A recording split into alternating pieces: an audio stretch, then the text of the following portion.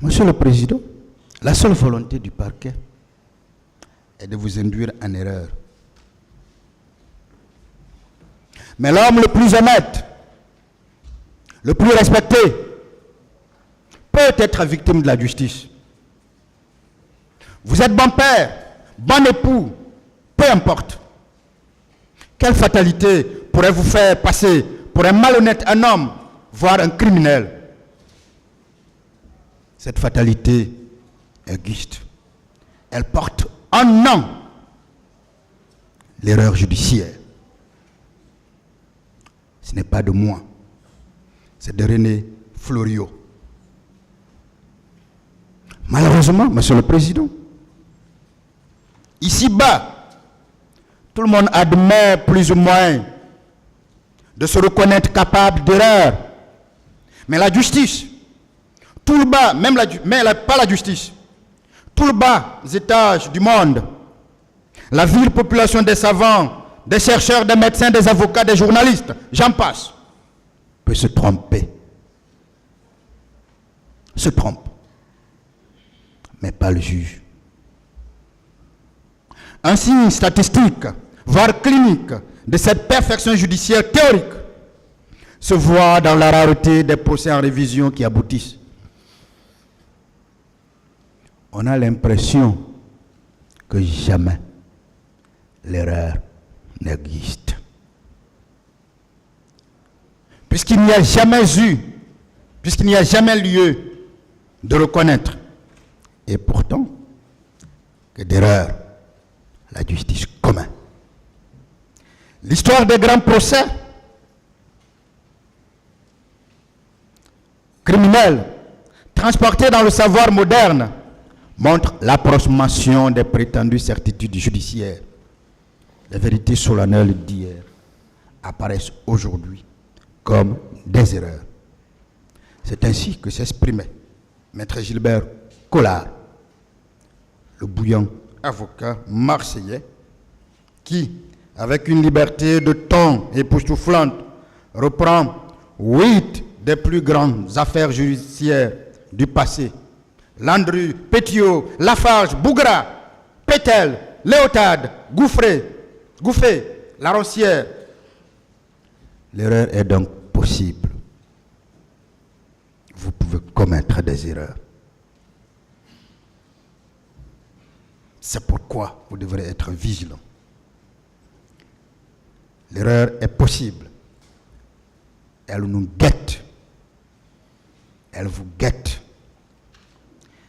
Elle peut être le fruit d'un système.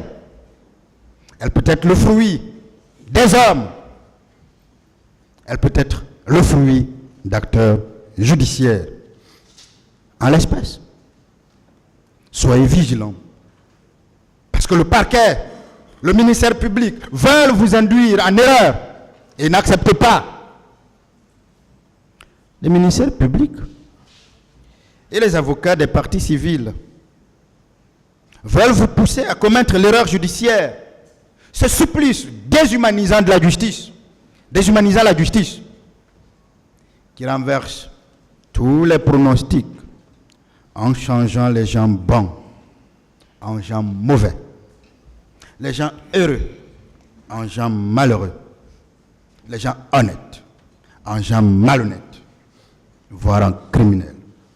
N'acceptez donc pas d'être induit en erreur. C'est pour ça que nous vous aidons, que nous sommes là pour vous amener à rester vigilants. En requérant la réclusion criminelle à perpétuité, assortie d'une période de sûreté de 30 ans contre le président Moussa Dadis Camara, et ceux considérés comme ses proches par le ministère public. Le ministère public a choisi son camp, le camp de la déshumanisation de la justice, de notre belle et noble justice. Il a surtout choisi d'induire ce tribunal criminel en erreur. Il a épousé le comportement d'un de ses prédécesseurs, qu'on appelle Antoine Quintin, Monsieur le Président, Messieurs les juges assesseurs, Antoine Quentin Fouquier de Tainville, dit Antoine Fouquier Tainville, surnommé après sa mort le pourvoyeur de la guillotine. Oui, nous pesons nos mots, parce que la guillotine n'existe plus. C'était la peine maximale à l'époque.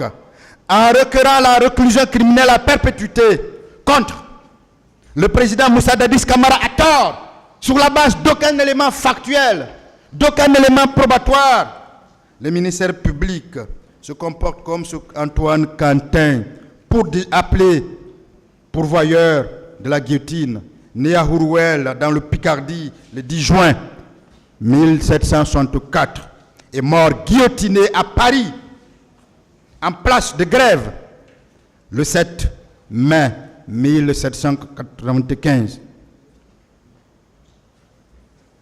Antoine, c'était un juriste français qui devient le principal accusateur public du tribunal révolutionnaire, donc le procureur. Accusateur public central pendant la première partie de la Révolution française et la terreur, il demande l'exécution de plusieurs personnes poursuivies, y compris de personnes célèbres comme Marie-Antoinette, cette impératrice qui a été condamnée uniquement pour avoir été la femme d'un roi, Danton et Robespierre, et fait condamner plus de 2000 d'entre eux à la guillotine. Après la fin de la terreur, avec le 10 Thermidor, il est lui-même arrêté. Il est ensuite jugé par le tribunal révolutionnaire, le même devant lequel il faisait condamner les autres à la guillotine, comme un des grands responsables des exactions et des injustices qui ont marqué la période de la terreur. Lors de son procès, le plus long de la Révolution française, il déclare, pour se défendre, ce n'est pas moi qui devrais être traduit ici, mais les chefs dont j'ai exécuté les ordres. Je n'ai agi qu'en vertu des lois portées par une convention investie de tous les pouvoirs. Généralement, sa défense a consisté à renvoyer la faute des exécutions sur le comité du salut public, ceux-là qu'il qualifiait de donneurs d'ordre, particulièrement sur Maximilien de Robespierre. Malgré cette défense, il est condamné à mort aux côtés des juges et de certains jurés du tribunal révolutionnaire, entre autres, pour avoir abusé de ses prérogatives et pour avoir négligé la tenue de procès selon les formes légales.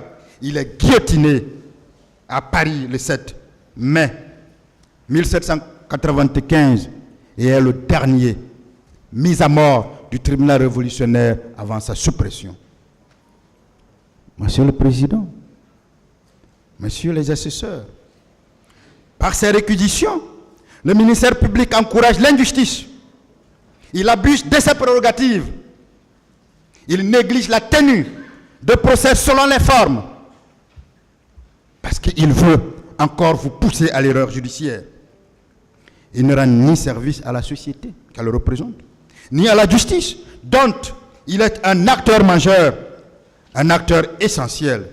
Il traite le président Dadis comme un monstre, comme un diable, comme un criminel, alors que ce n'est pas le cas. Ce monsieur, je l'ai présenté ici. Ce monsieur fait des choses incroyables. Rappelez-vous qu'il est le seul président à avoir décidé de remettre le trophée au premier de la promotion de la première magistrature de notre pays. Il est celui-là qui a mobilisé tous les Guinéens, tous les anciens premiers ministres, toute l'administration pour être là. Voilà un homme qui a du respect pour la justice de son pays. Mais voilà un homme que le parquet traite comme déjà un coupable. Voilà un homme contre qui le parquet requiert la peine maximale sur la base d'aucun élément.